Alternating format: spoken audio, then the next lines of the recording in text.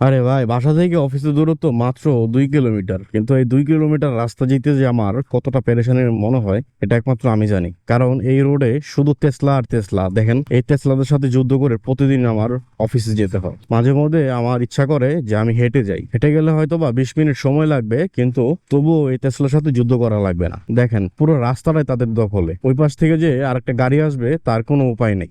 পুরো আন্নাগন্ধ সব লাগাই দিছে। দেখছেন কিভাবে যাবে মানুষ, কিভাবে গাড়িগুলো ঢুকবে? পুরো রোডটাই তাদের দখলে।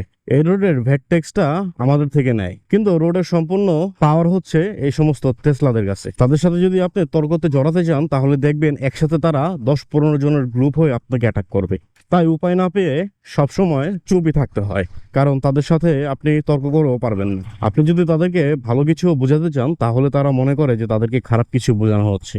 এই 2 কিলোমিটার রাস্তা আমার হেঁটে গেলে 20 মিনিট সময় লাগবে, আর বাইকে গেলে 20 মিনিটেরও বেশি লাগে। এটা হচ্ছে প্রতিদিনেরই ঘটনা। হয়তোবা আমি সবসময় ভিডিওটা অন করি না, তবে আজকে কেন যেন আমার মনে হইলো যে না, আমি আজকে ভিডিওটা অন রাখি এবং আপনাদের কাছে একটু শেয়ার করি যে ঢাকার যে এই পরিস্থিতি, এর জন্য আসলে কারা দায়ী।